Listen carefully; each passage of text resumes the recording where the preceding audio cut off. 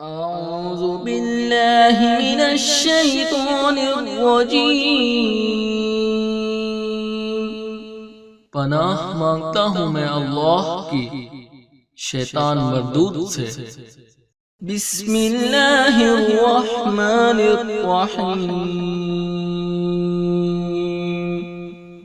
شروع اللہ کے نام سے جو بڑا مہربان نہایت رحم والا ہے۔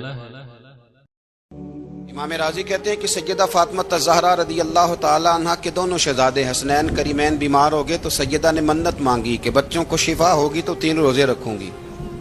شفا ہو گئی، روزے بھی رکھ لیے، اور جب مولا علی شیر خدا روزہ رکھنے کے لیے بیدار ہوئے، سیدہ فاطمہ الزہرا بیدار ہوئی تو امام حسن اور حسین بھی اٹھ گئے۔ 7-8 سال کی عمر، اماں جی ہم نے بھی رکھنا ہے۔ صبح کھجور اور دودھ سے روزہ رکھ لیا گیا۔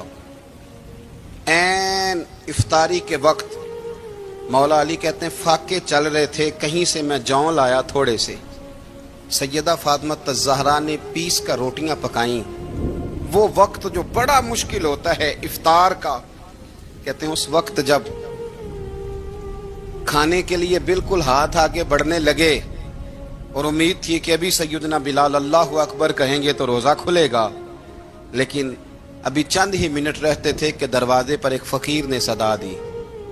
کہنے لگا سارے مدینے کے دروازے کھٹکھٹا آیا ہوں، قحط ہے، فاقہ ہے، اے رسول اللہ کے خاندان والو، میں یتیم ہوں، کسی نے بتایا ہے کہ اور کوئی دروازہ کھلے نہ کھلے سیدہ کا دروازہ تیرے لیے ضرور کھلے گا، کیا یتیم کو روٹی ملے گی؟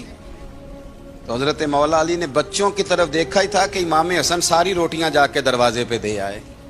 کھجور اور پانی سے افطار ہو گیا۔ صبح پھر کھجور اور دودھ سے روزہ رکھا۔ امام راضی کہتے ہیں این وہ وقت جب افطار کا ٹائم آیا تو پھر دروازے پہ کسی نے صدا دی، کہا اے رسول اللہ کے خاندان والوں، میں مسکین ہوں، رات سے روٹی کھائی ہے، نہ صبح کھا سکا نہ دوپہر، کسی نے بتایا ہے کہ اس دروازے سے خالی کوئی نہیں جاتا۔ امام حسن نے پھر سارا لنگر اٹھایا اور پھر جا کے دے دیا۔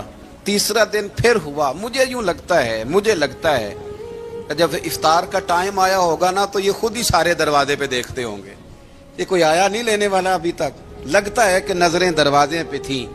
این افطار کے وقت 3 روٹیاں جب جوں کی پک کے آئی، ایک بھکاری نے صدا دی، کہنے لگا میں قیدی ہوں، آج ہی قید سے رہائی ملی ہے، پہلے دن کسی کے دروازے پہ صدا ملی ہے، دی ہے روٹی ملے گی۔ امام حسن وہ کھانا دے کے واپس لوٹے، کھجور اور پانی سے افطار ہوا، اور جیسے ہی مسجد نبوی میں تینوں باپ بیٹا نماز پڑھنے گئے تو مولا علی کہتے مجھے بتانا نہیں پڑا، رسول کریم نے میری طرف دیکھ کے فرمایا علی تیرا، فاطمہ کا، حسن اور حسین کا 3 دن والا عمل خدا کو بھی بڑا پسند آیا ہے اور محمد مصطفیٰ کو بھی بڑا پسند آیا، بڑا پسندیدہ عمل۔ میں کہتا ہوں کہ حضرت فاطمہ نے نا ان کی تربیت پہلے ہی کر دی تھی، 3 دن بغیر افطار کے روزہ رکھنے کی، وہ ٹریننگ گھر سے ہو چکی تھی۔ اب میدان کربلا میں 3 دن بھوکا پیاسا رہنا ان کے لیے مشکل نہیں تھا۔ حضرت جناب سیدہ زینب بنت ابی رافع کہتی ہیں کہ سیدہ فاطمہ الزہرا نا ایک دن اپنے دونوں شہزادوں کو لے کے، جب حضور کی طبیعت مبارک بظاہر علیل تھی جس میں حضور کا وصال ہوا، دونوں شہزادے لے کے سیدہ فاطمہ نبی کریم کی بارگاہ میں گئی، کہنے لگی یا رسول اللہ میرے بچوں کو کچھ دیجئے سیدہ پاک، تو حضور اٹھ کے بیٹھ گئے، اس کندھے سے امام حسن کو لگایا اور اس سے امام حسین کو لگایا، اور فرمایا فاطمہ یہ جو میرا حسن ہے نا اس کو میں اپنی ہیبت اور سرداری دیتا ہوں، اور فرمایا یہ جو میرا حسین ہے نا حسین کو میں اپنی جرت اور سخاوت دیتا ہوں، میرا حسین جرت مند ہوگا اور سخی ہوگا۔ داتا گانج بخش علی حجویری، امام الاولیاء، سید الاسفیاء، داتا صاحب کشف المعجوب میں فرماتے ہیں ایک دن نا امام حسین کے پاس ایک شخص آیا بڑی دور سے کچھ مانگنے کا، حضور کچھ دیجئے۔ وہ شخص کہتا ہے کہ میرا ظرف یہ تھا کہ 4-5 دینار ملیں گے، تو امام حسین فرمانے لگے تھوڑی دیر بیٹھ جا، رزق آ رہا ہے۔ تو امام حسین کو حکومت وقت کی طرف سے نا 5 تھیلیاں ملی، جس میں ایک تھیلی میں 500 اشرفیاں تھیں، 5 تھیلیاں آئیں، لیکن اس کو آنے میں نا ذرا دیر ہو گئی۔ وہ 5 تھیلیاں جب آئی نا تو امام حسین اس کی طرف 5 تھیلیاں بڑھا کے نا، ذرا دیکھنا میری طرف غور سے، 5 تھیلیاں بڑھا کے نا تو فرمانے لگے میاں جتنا تجھے انتظار کرایا نا اتنی ہم تیری حاجت پوری نہیں کر سکے، تو یہ نہ محسوس کرنا کہ حسین کے دروازے پہ بیٹھا بھی رہا ہوں تو ملا کیا ہے، یہ نہ محسوس کرنا۔ وہ شخص کہتا ہے جب میں نے وہ تھیلیاں کھولی اور پھر میری نظر امام حسین پہ پڑی تو میرے اندر سے آواز آئی، اگر حسین ابن علی اتنے سخی ہیں تو محمد عربی کتنے سخی ہوں۔ اگر یہ معیار ان کا ہے، ان کا یہ معیار ہے، اور خود بھیک دیں خود ہی کہیں منگتے کا بھلا ہو، خود کہنے لگے جتنا انتظار کرایا ہے اتنی تیری مدد کر سکے۔ یہ سخاوت کا معیار تھا، یہ طریقہ تھا۔ ایک دفعہ سیدنا امام حسین رضی اللہ تعالیٰ عنہ کے گھر کے اندر نا 5000 دینار آئے، مسجد میں تھے، آپ کو 5000 دینار ملے تو امام زین العابدین کہتے ہیں کہ مسجد سے لے کر گھر آنے تک امام حسین نے 5 کے 5000 اللہ کے رستے میں خیرات کر دی۔ فرماتے میں نے کہا ابا جی 5 دینار کی گھر میں ضرورت تھی، مالاں والے سخی نہیں ہوندے تے سخیاں کل مال نہیں ہوندا، ایتھے اوتھے دوویں جہانی سخی کنگال نہیں ہوندا۔ کہا ابا جی 5 دینار کی گھر میں ضرورت تھی، تو کہتے ہیں مجھے فرمانے لگے بیٹا یہ جن کو میں نے دیا ہے نا یہ گھر کے لیے ہی دیا ہے، یہ گھر کے لیے ہی دیا ہے، جن کو دیا ہے تمہارا کیا خیال ہے یہ باہر خرچ ہوا ہے، یہ گھر کے لیے ہی ہے۔ اس لیے کہ جب انسان دوسروں پر شفقت کرتا ہے تو اللہ اس کے گھر پہ رحمت فرماتا ہے۔ امام حسین کے مزاج میں پہلی بات میں نے ذوق عبادت کی عرض کی، دوسری بات عرض کر رہا ہوں کہ صحابہ حضرت اسامہ بن زید بڑے پیارے ہیں میرے نبی کریم کے، بڑے پیارے۔ حضرت اسامہ بن زید کے بارے میں سیدہ عائشہ صدیقہ فرماتی ہیں ان کے ناک سے اگر ریٹھ نکلتی تھی تو اللہ کے رسول اپنے دستے مبارک سے صاف کر دیتے تھے، اور سرکار فرماتے تھے کہ اگر اسامہ لڑکی ہوتا نا، ان کے غلام کے بیٹے تھے حضرت زید بن عمرو، اگر یہ لڑکی ہوتا میں اسے زیور پہناتا۔ بڑے پیارے تھے، لیکن جب ان کا آخری وقت آیا نا تو 60,000 دینار کا قرضہ تھا، رشتہ داروں سے کہا، دوستوں سے کہا، یاروں سے کہا، پر قرض ادا نہیں ہو رہا تھا۔ حضرت اسامہ بن زید کہتے ہیں بڑا پریشان تھا۔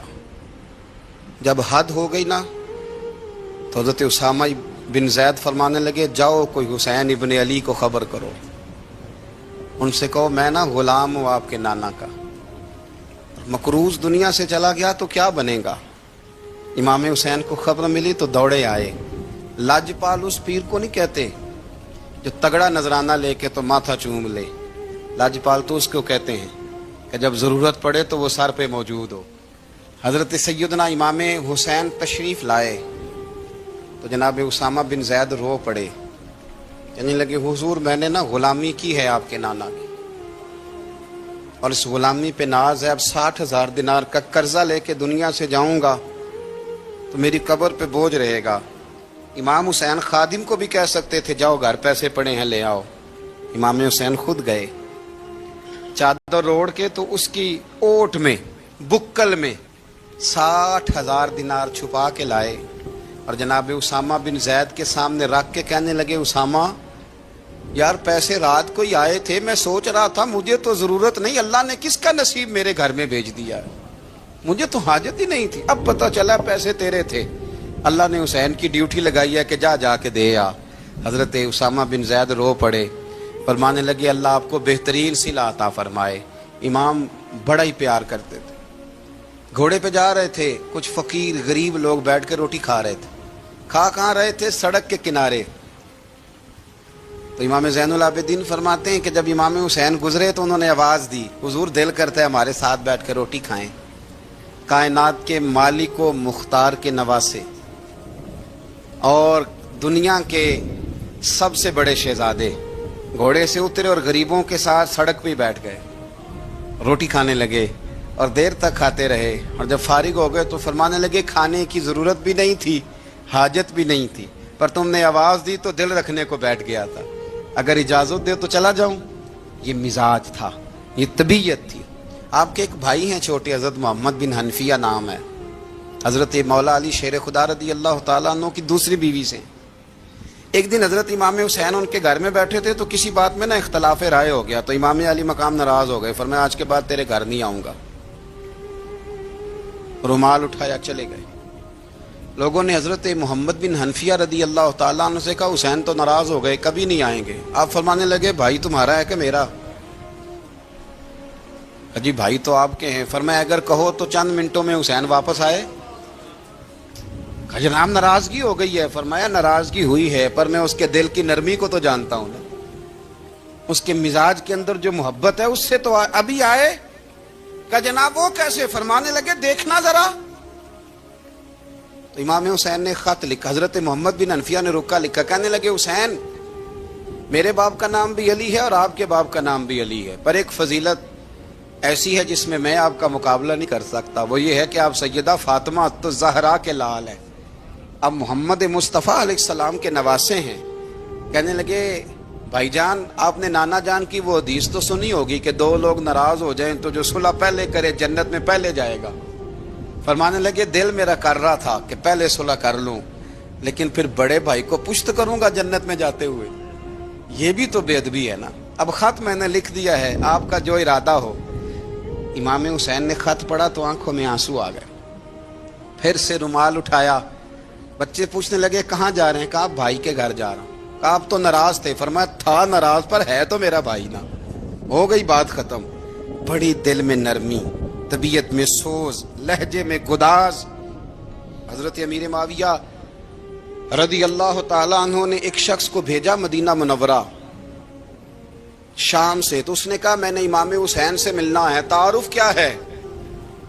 जनाब अमीर माविया फरमाने लगे, मस्जिद नबी में जाना जिसके गिर्द लोग सबसे ज्यादा अदब से बैठे हों और जिसकी बातें सबसे ज्यादा मीठी हों और जिसकी नजरें सबसे ज्यादा झुकी हों और जिसके चेहरे पर तुम्हें सबसे ज्यादा वकार नजर आए, वही अली के बेटे हुसैन होंगे। जो सबसे ज्यादा तुम्हें वहां माहौल के अंदर जो शख्स नजर आए, पूछने की जरूरत नहीं पड़ेगी। वो शख्स कहता, मैं मदीने आया तो मैंने वाकई एक शख्स को देखा, शहद के गिर्द मक्खियों का इतना हुजूम नहीं होता जितना इमाम हुसैन के गिर्द रसूलुल्लाह के गुलामों का हुजूम था, लेकिन नजरें झुकी हुई, बातें मीठी, लहजा गुदाज गुदाज, लफ्जों में रानाई। और लोग कई बातें पूछते तो अली के साहिबजादे एक आध जुमला बोलते तो लगता ये कि वो जुमला सीधा दिल में उतरता चला जाता है।